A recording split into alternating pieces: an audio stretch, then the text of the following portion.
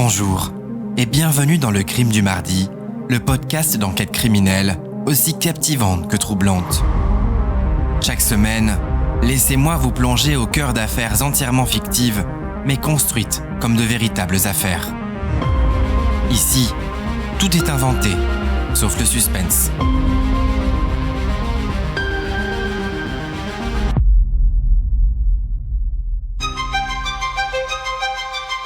Dans ce premier épisode du Crime du Mardi, je vous présente l'affaire Baxton.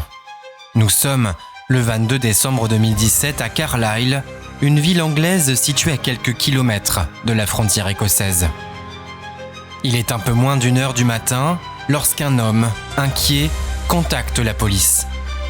Depuis le début de la soirée, une forte musique provient de chez ses voisins. Les policiers, alors habitués à ce genre de signalement, ne s'inquiètent pas plus que ça. Mais 3 autres appels les incitent finalement à se rendre sur place aux alentours de 2h du matin. Et ce qu'ils découvrent à leur arrivée dépasse l'entendement. La famille Baxton a été entièrement massacrée jusqu'au chien de la petite famille, pourtant décrite par les témoignages comme étant un exemple de réussite. Mais alors, qui a pu être capable d'une telle horreur ? Serait-ce un cambriolage qui a mal tourné ou un assassinat bien orchestré ? La réponse dans ce premier épisode du Crime du Mardi.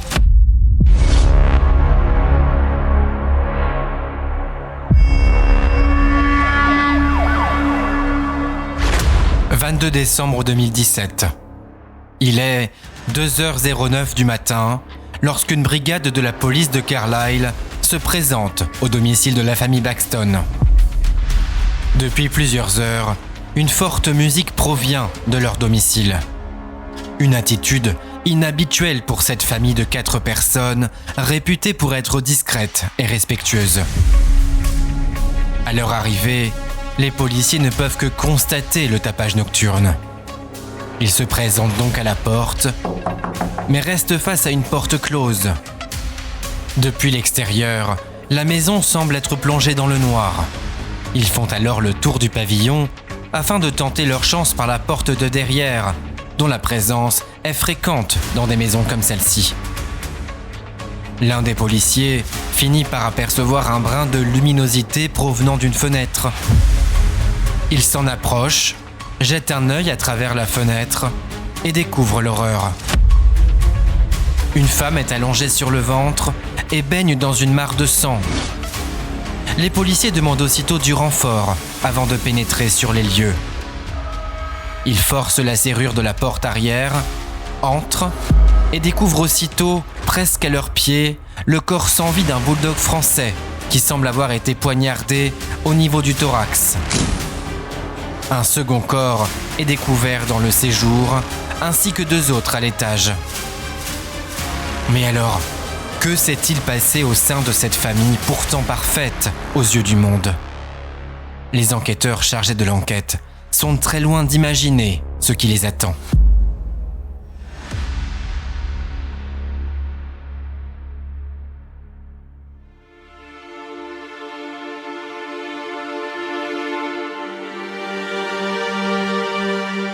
C'est à Carlisle, une grande ville située au nord de l'Angleterre, que vivent depuis près de 18 ans Kathleen et John Baxton, ainsi que leurs 2 enfants, Harry et Noah. Kathleen et John se rencontrent en 1997 en boîte de nuit. Alors âgés d'une petite vingtaine d'années seulement, ils tombent amoureux l'un de l'autre en un regard. À cette époque, John habite Londres et travaille comme assistant parlementaire au Parlement du Royaume-Uni. Kathleen, quant à elle, est issue d'une famille proche de la couronne anglaise et passe la plupart de ses journées à promouvoir la couronne britannique. 1 an et demi plus tard, le couple se dit oui face à un parterre de familles et de gens qu'ils aiment. Les jeunes mariés décident alors de quitter leur vie respective à Londres et de s'installer à la campagne, loin de la couronne anglaise et des pressions familiales. Et c'est tout naturellement qu'en 1999, soit quelques semaines seulement après leur arrivée dans une splendide demeure située à Carlisle, que Caitlin Baxton tombe enceinte de son premier enfant. À l'arrivée de Harry, Caitlin et John sont les parents les plus heureux du monde et ne tardent pas à accueillir un nouvel enfant, une petite fille qui les comble elle aussi de bonheur. C'est donc ici, à Carlisle, que les Baxton s'épanouissent. John s'engage dans la politique locale et Caitlin s'occupe d'élever les enfants. Elle profite de la scolarité de Harry et Noah pour s'investir auprès d'associations comme celle qui vient en aide aux personnes sans abri. Ici, les Baxton se construisent une puissante réputation et affrontent main dans la main les péripéties de la vie. Du moins, jusqu'à cette horrible journée de décembre 2017 où le destin des Baxton bascule à jamais.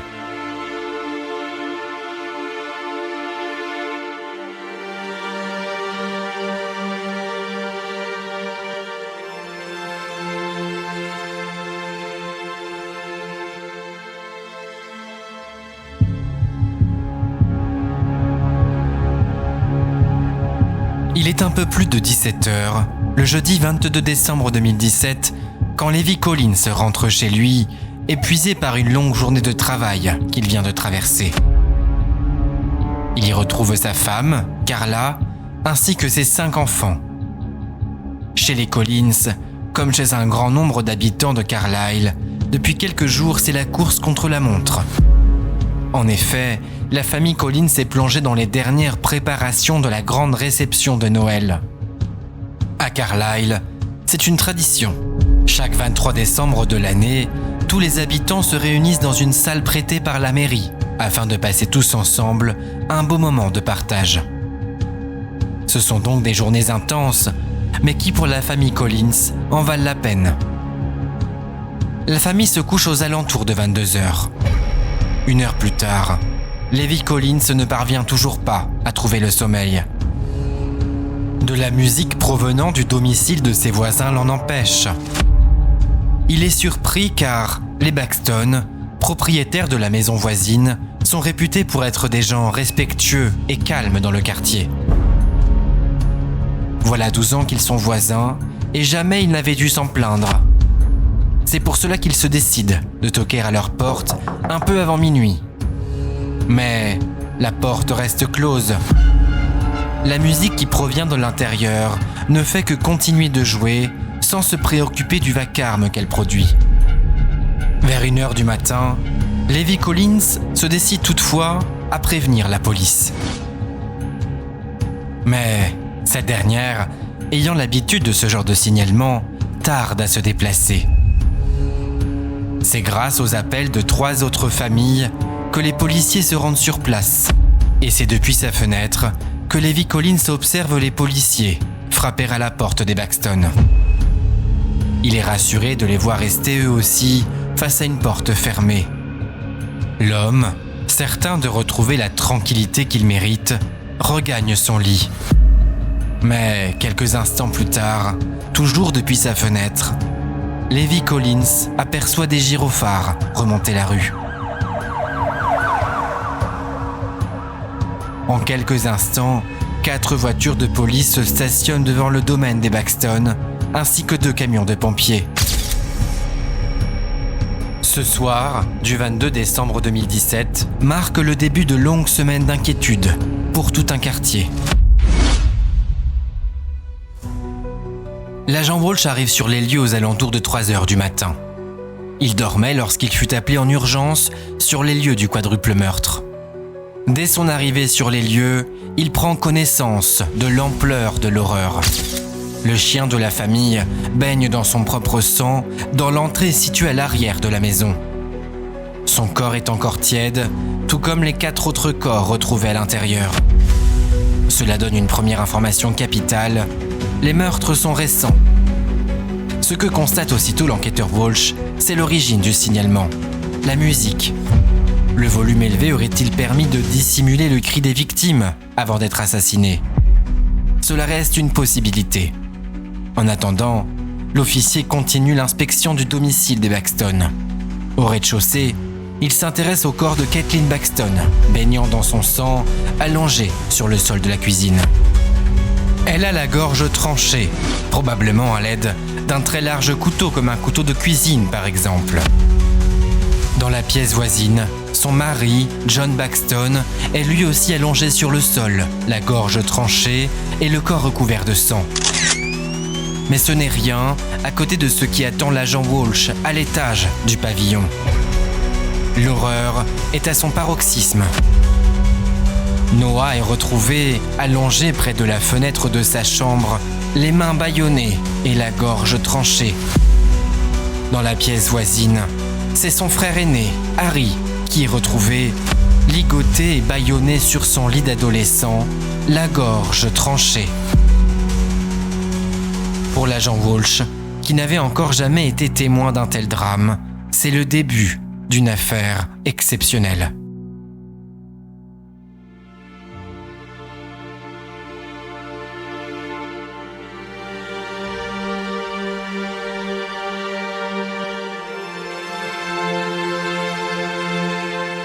Il faut bien réaliser que la scène de crime est un vrai carnage. Dans la cuisine, les meubles, le plafond et le plan de travail sont recouverts du sang de Kathleen Baxton. Dans le salon, là où gît le corps de John Baxton, l'on retrouve du sang jusqu'à l'autre bout de la pièce, du sol au plafond. Et à l'étage, certains officiers de police ont dû quitter la scène de crime face à l'horreur qui les attendait. Mais alors, qui peut être responsable d'un tel massacre ? Toute une famille égorgée, pour quelle raison ? Pour l'officier Walsh, c'est le début d'une enquête qui s'annonce périlleuse. Et c'est tout naturellement par une enquête de voisinage qu'il décide de tout commencer.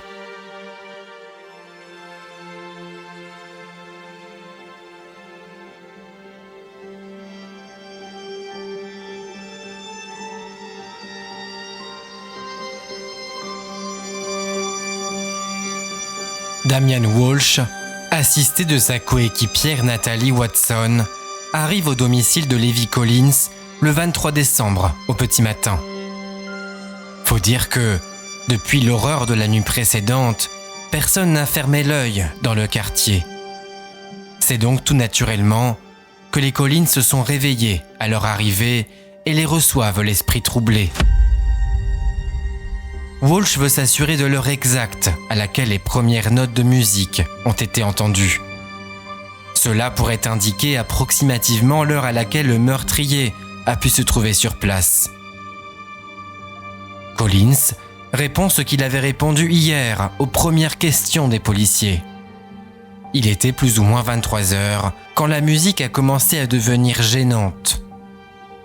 Ces dires seront confirmés plus tard par les témoignages de 4 autres voisins, dont les 3 ayant aussi contacté la police la veille pour signaler le tapage nocturne. Outre cela, les Collins n'ont rien perçu de suspect. Levy, sous l'étonnement de sa femme, confie aux enquêteurs avoir déjeuné avec Kathleen Baxton la veille et n'avoir rien remarqué de spécial. Quand les enquêteurs lui demandent la raison de ce déjeuner, Levy Collins leur indique que c'était un rendez-vous purement professionnel. Kathleen cherchait en effet un travail et Levy cherchait un employé. Pour les enquêteurs, il y aura là matière à fouiller un peu plus tard. Pour le moment, ils décident de continuer l'enquête de voisinage. Ils ont besoin d'avoir un maximum d'informations sur les agissements des Baxton quelques heures avant leur mort.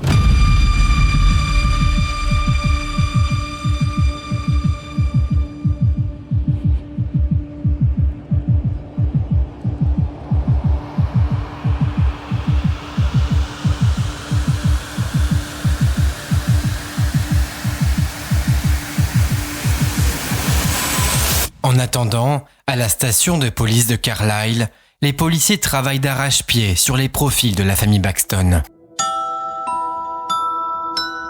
Décrite comme étant l'exemple de la perfection, les enquêteurs sont persuadés que c'est en général dans ce genre de famille que l'on finit par y découvrir des secrets bien enfouis. Et justement, ils sont sur le point de faire des découvertes intéressantes. C'est donc au lendemain du quadruple meurtre qu'ils se présentent au domicile de Stacy Brown. une amie proche de la famille Baxton depuis près de 20 ans. Elle est d'ailleurs la marraine de Harry, l'aîné de la famille.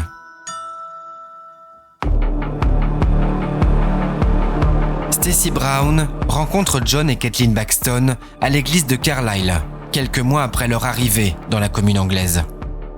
Quand les enquêteurs se présentent à son domicile, c'est donc face à une femme désemparée qu'ils se retrouvent. Il lui est difficile d'aligner 2 mots l'un à la suite de l'autre sans retenir ses larmes.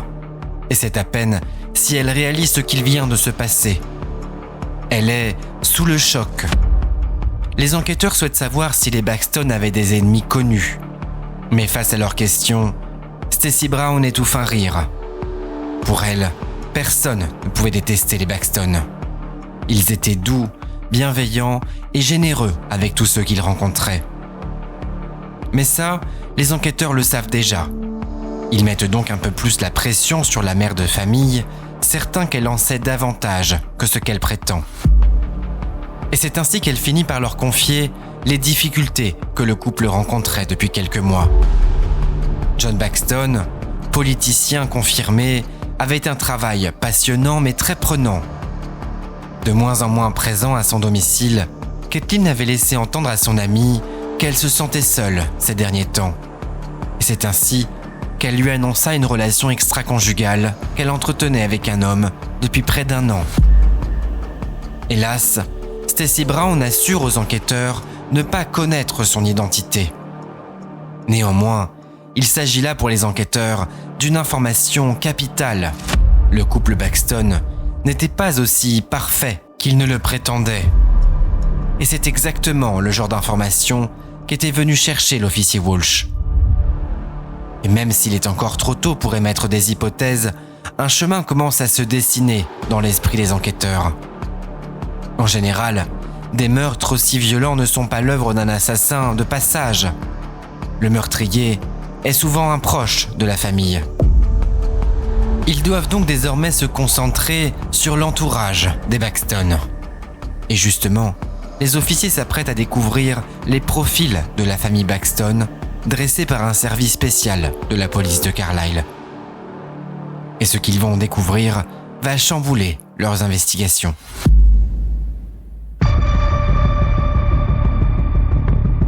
Nous sommes 2 jours après le quadruple meurtre.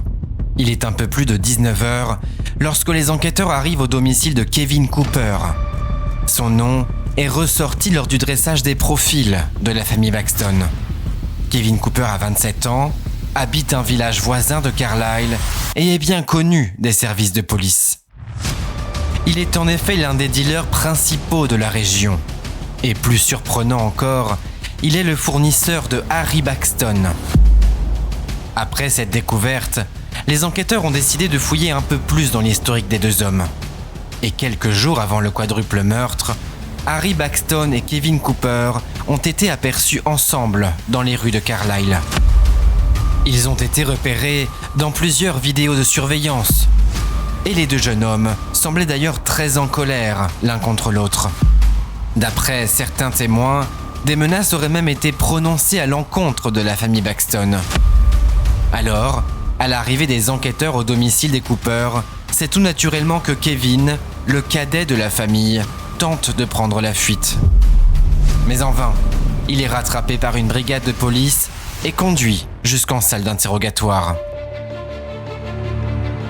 En salle d'interrogatoire, la pression est à son comble. Tandis que les enquêteurs tentent de déterminer l'alibi de Kevin Cooper, ce dernier s'enterre dans le silence. Alors, lorsque l'officier Walsh lui annonce qu'il est suspecté d'un quadruple meurtre, Cooper s'enfonce encore un peu plus en réclamant la présence de son avocat. Mais face à lui, les enquêteurs ont bien l'intention d'en découdre.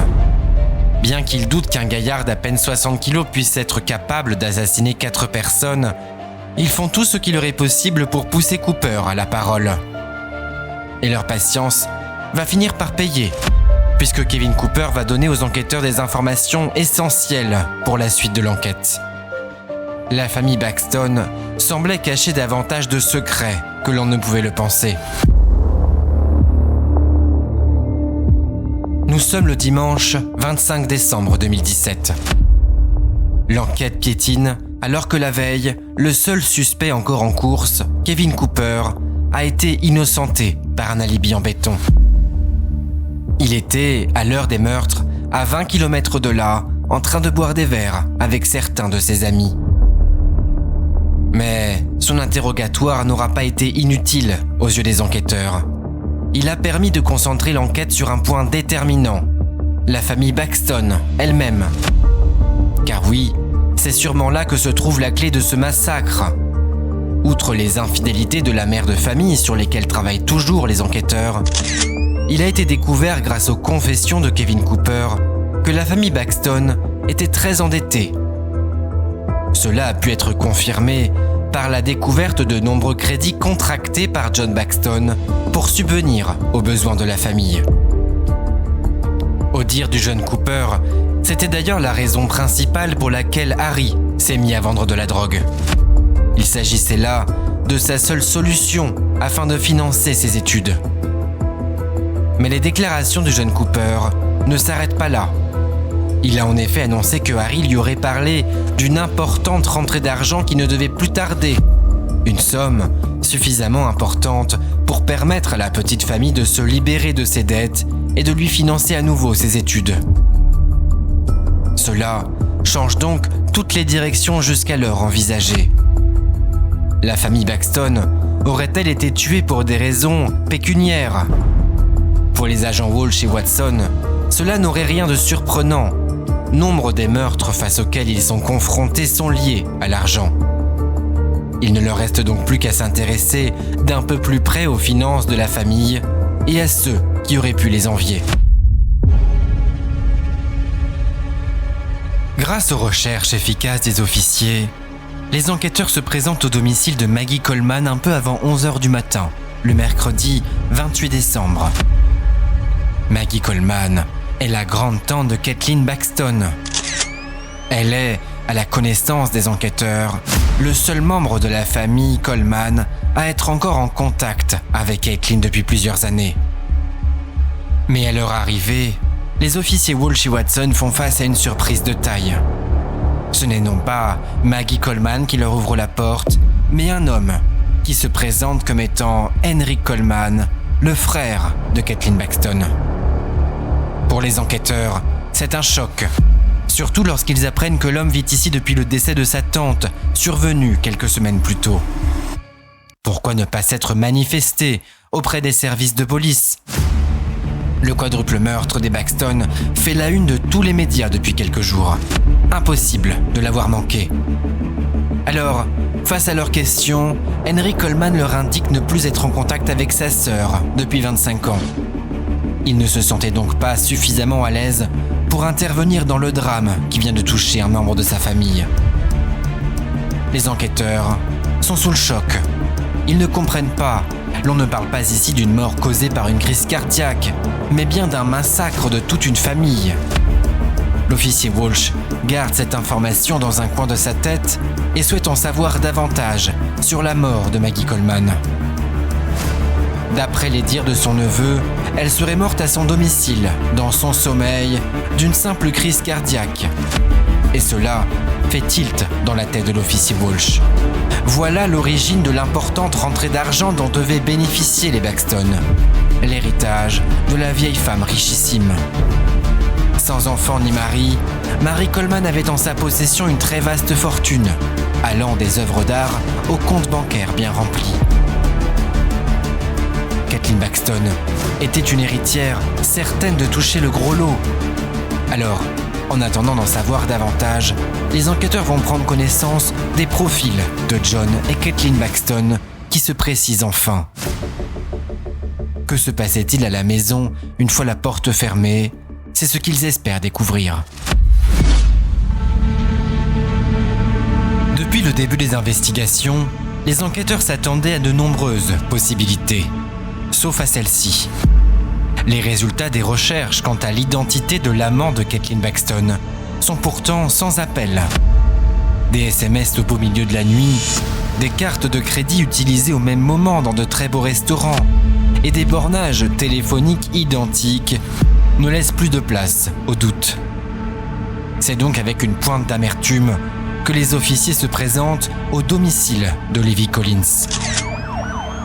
Pourquoi avoir caché aux enquêteurs sa liaison avec Caitlin Baxton ? Avait-il peur de se retrouver suspect numéro 1 ? S'il ne veut pas se voir accusé d'un quadruple meurtre, il va devoir parler. Et c'est d'un naturel presque déconcerté qu'il passe aux confidences. Oui, Caitlin et lui entretenaient une relation extra-conjugale depuis plus ou moins 1 an. Il confie aux enquêteurs que Caitlin Baxton était une femme malheureuse. En public, elle avait pris pour habitude de sourire et de faire comme si tout allait bien. Mais une fois les portes de chez elle fermées, l'ambiance était tout autre. D'après Levy Collins, John Baxton était devenu de plus en plus difficile à gérer au quotidien. La faute à ses nombreux crédits à la consommation qui ne font que s'accumuler au fil des mois. De plus, Levy Collins précise que, toujours d'après les dires de sa maîtresse, John Baxton était sur le point de subir un important contrôle de la part du Parlement. Il était soupçonné de détournement de fonds publics.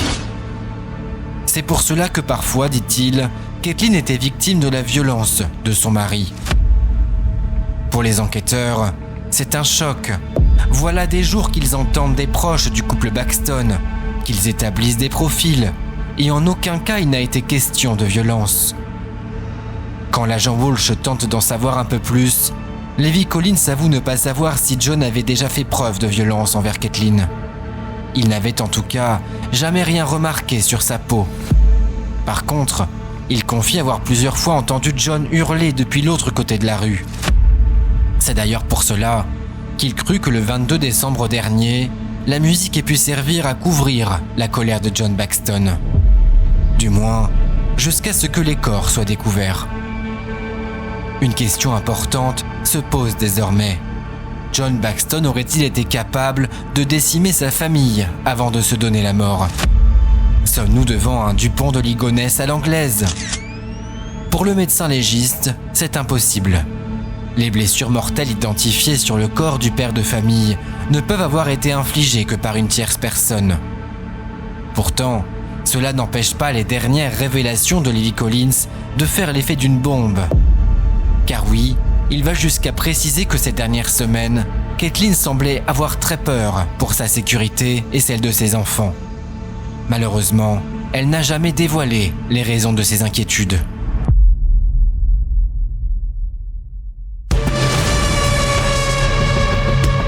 « 30 décembre 2017. Assis l'un à côté de l'autre, les officiers Walsh et Watson observent le mur qui leur fait face. Une multitude d'éléments qui s'opposent y sont accrochés. Pour les enquêteurs, il est certain que le meurtrier se balade ici, juste sous leur nez. Cela ne peut être autrement. Mais heureusement pour eux, la chance est sur le point de leur sourire, car un officier de police entre justement dans la pièce et leur tente un dossier qui risque de tout bouleverser. En effet, les enquêteurs découvrent que Caitlin Baxton venait tout juste, quelques jours avant sa mort, de rédiger un Nouveau Testament. Et quand il jette un œil d'un peu plus près au document, il réalise connaître le témoin dont la signature figure au bas de la page. Il s'agit de Stacy Brown, la meilleure amie de Caitlin Baxton. Fatigués de se faire balader, les enquêteurs décident cette fois-ci de passer aux choses sérieuses. Ce n'est donc pas chez elle, autour d'une tasse de thé réconfortante, mais en salle d'interrogatoire qu'ils interrogent Stacy Brown. Et cette décision semble être la bonne, car quelques minutes seulement suffisent pour que Stacy Brown passe aux confidences.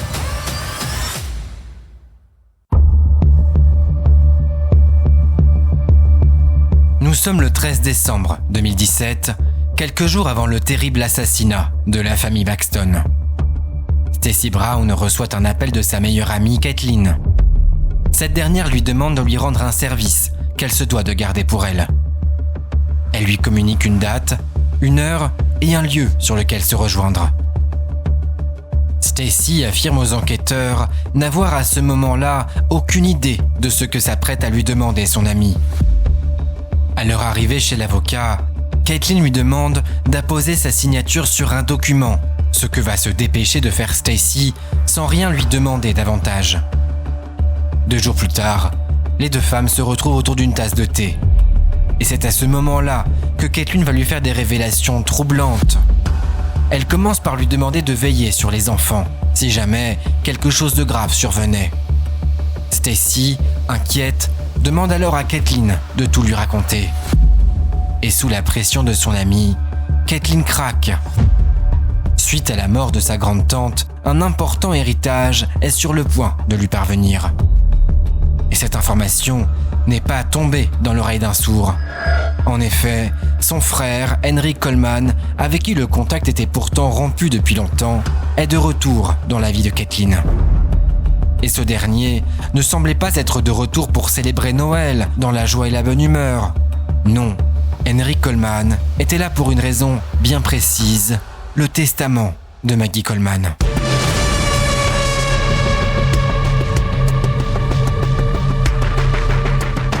De retour au commissariat, les enquêteurs décident enfin de s'intéresser au profil de Henry Coleman. Et ce qu'ils vont découvrir va les laisser sans voix. Lorsqu'ils effectuent une recherche dans le fichier des délinquants connus, c'est un match. Henry Coleman est un multirécidiviste. Incarcéré plusieurs fois pour cambriolage, braquage ou violence conjugale, le profil de cet individu est très loin de l'homme sympathique et jovial qui accueillait les policiers quelques jours plus tôt. Pour les agents Walsh et Watson, il est l'heure de passer à la vitesse supérieure et de mettre une bonne fois pour toutes le responsable derrière les barreaux. 31 décembre 2017, 6h du matin. 12 véhicules de police arrivent, sirènes hurlantes, au domicile de Maggie Coleman. Les policiers encerclent le pavillon de la vieille femme décédée. Toutes les issues sont bloquées. À l'intérieur, le suspect numéro 1 d'un quadruple meurtre, Henry Coleman. Il est 6h02 quand les forces armées défoncent la porte d'entrée et pénètrent à l'intérieur.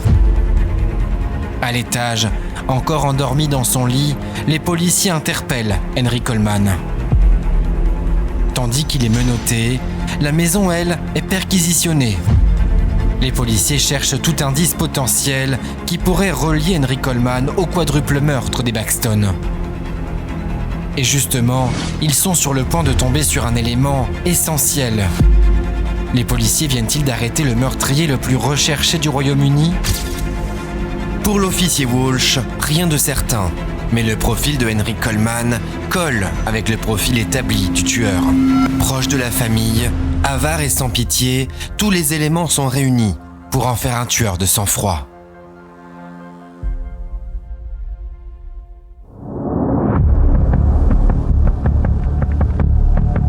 En salle d'interrogatoire, Damien Walsh fait face à l'obstination de son interlocuteur.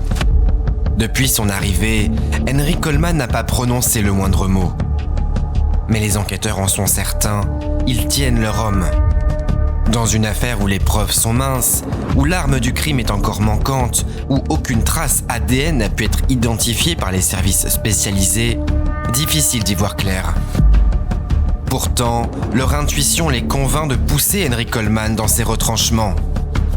Damien Walsh commence alors par aborder le profil un peu particulier d'Henry Coleman. Braquage, séjour en prison, considéré comme le vilain petit canard d'une famille proche de la couronne anglaise, Henrik n'a jamais rien fait comme les autres et ne fait depuis toujours que d'assombrir un peu plus la réputation des Coleman.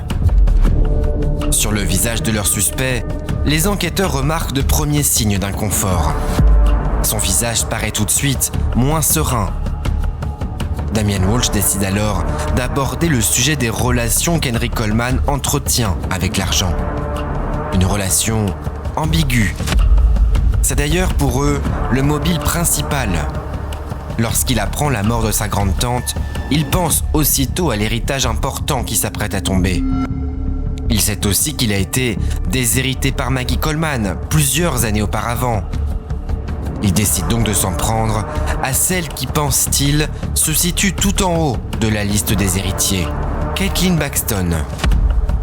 Malheureusement pour lui, Caitlin ne se laisse pas démonter et tient tête à son frère. Et c'est là, pour les enquêteurs, qu'ils décident de passer à la vitesse supérieure.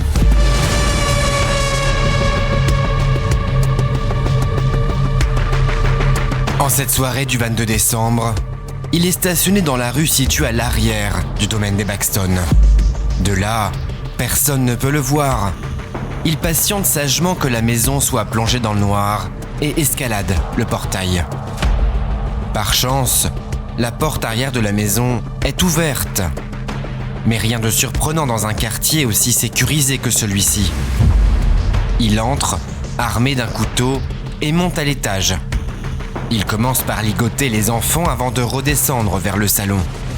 Caitlin est dans la cuisine, John devant la télévision. Et c'est là que coince l'officier Walsh. Impossible de déterminer la suite des événements. À quel moment active-t-il la musique ? Qui tue-t-il en premier ? Pourquoi les corps se trouvent-ils dans 2 pièces différentes ? Face aux enquêteurs, Coleman ne flanche pas, mais Damien Walsh va changer son fusil d'épaule.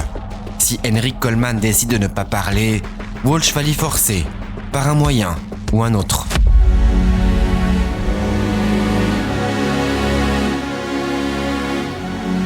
Pendant plus d'1 heure, l'officier Walsh va pousser Coleman dans ses retranchements.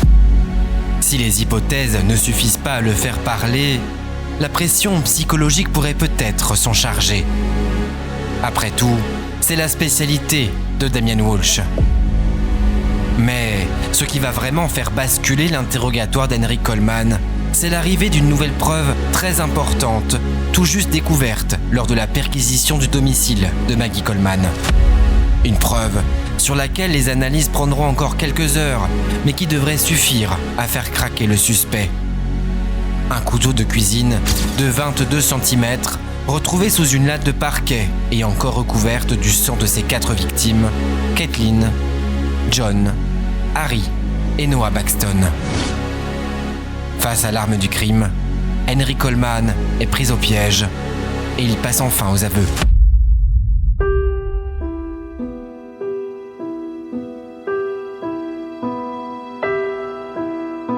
Nous sommes le 19 novembre 2017. Tandis que Maggie Coleman vient de décéder à son domicile, commencent à se dessiner les premiers héritiers de sa fortune. Caitlin Baxton, très proche de la vieille femme, figure première de la liste.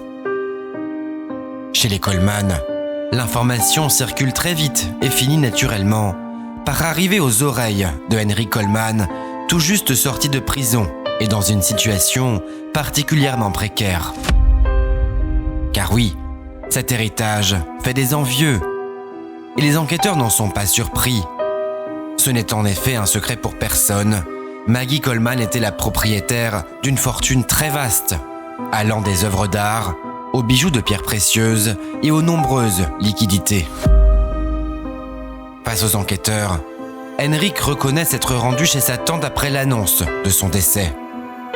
Il espérait ainsi croiser le chemin de sa sœur afin de lui réclamer de l'aide. Tout ce qu'il désirait, précise-t-il, c'était de repartir à zéro, loin d'ici. Il déclare d'ailleurs avoir promis de disparaître une fois la somme perçue. Mais Caitlin Baxton l'aurait tout simplement rejeté une fois de plus. Il précise qu'entre lui et Caitlin, les relations n'ont jamais été au beau fixe. Mais pendant 3 semaines, Henry Coleman va tout tenter pour s'entendre à nouveau avec sa sœur. Il va lui rendre visite à de nombreuses reprises à son domicile, faire en sorte de la croiser au supermarché du coin, ou encore de lui téléphoner plusieurs fois par jour. Il indique même avoir fini par croire que leur relation s'améliorait. Du moins, jusqu'au 14 décembre 2017, date à laquelle Caitlin Baxton lui indique avoir rédigé un nouveau testament. Un testament qui s'assure qu'Henry Coleman ne pourra jamais toucher le moindre héritage de sa part.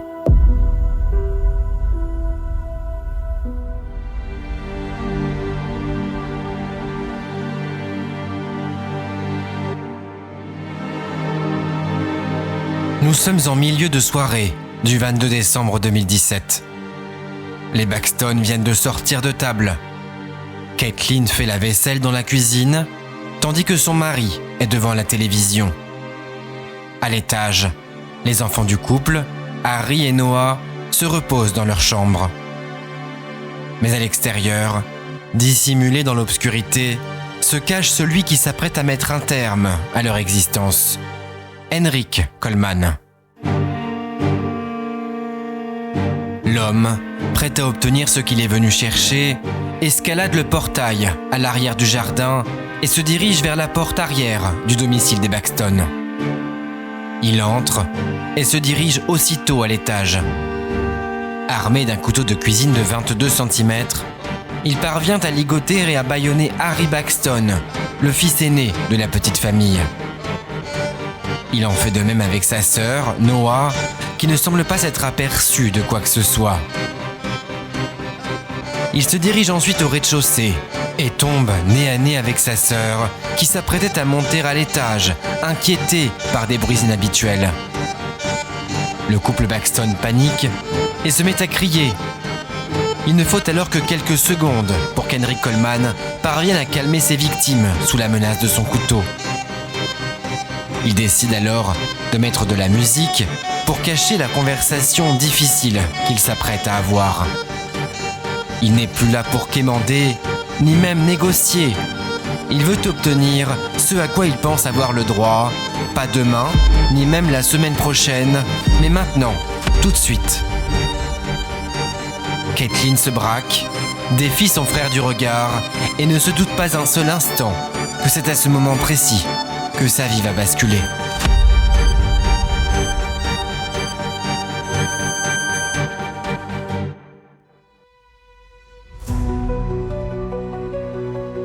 Dans le séjour du domicile des Baxton, le ton monte entre Caitlin Baxton et son frère, Henrik Coleman.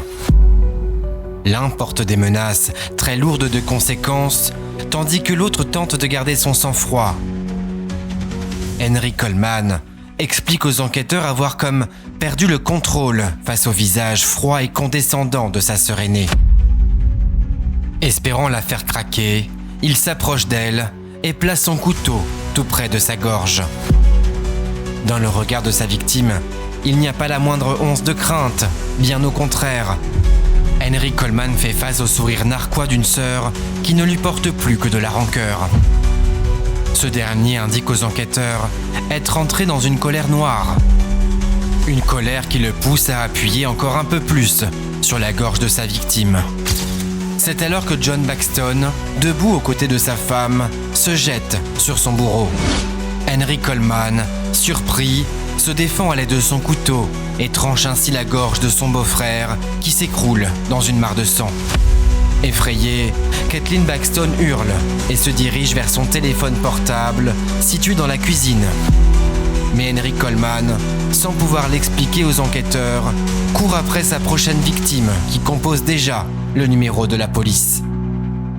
Il l'attrape par les cheveux et fait glisser la lame de son couteau sur sa gorge.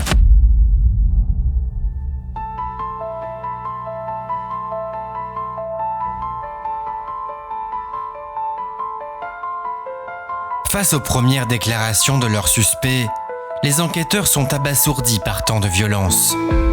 Tuer sa propre sœur de sang-froid, ils ne le comprennent pas. Ils vont alors lui poser la question tant attendue, celle dont ils redoutent la réponse. Pourquoi s'en être pris à sa nièce et à son neveu ? Face à la question de l'officier Walsh, Henrik Coleman indique d'une voix très posée qu'Harry et Noah avaient pu voir son visage. Il explique qu'il lui était inconcevable de retourner à nouveau en prison. C'est ainsi qu'il décide de se rendre à l'étage, tandis que sa sœur, encore consciente, se vide de son sang sur le sol de la cuisine. Il entre dans la chambre du jeune Harry, encore effrayé sur son lit. Il s'excuse auprès de lui avant de l'achever. Il se rend ensuite dans la pièce voisine, où la cadette de la famille, Noah, hurle de toutes ses forces depuis la fenêtre de sa chambre.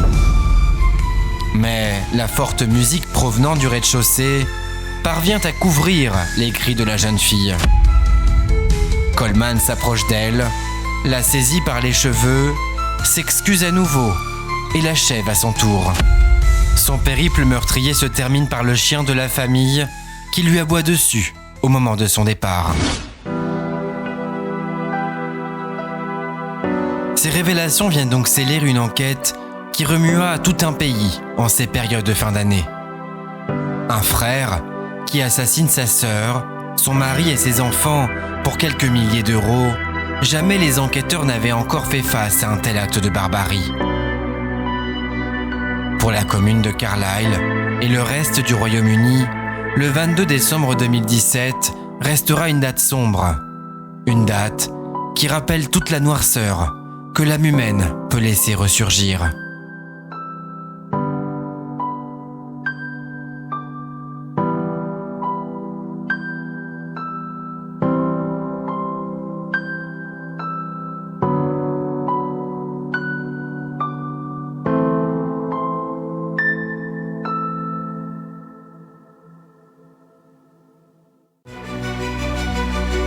Vous venez d'écouter une nouvelle enquête du crime du mardi.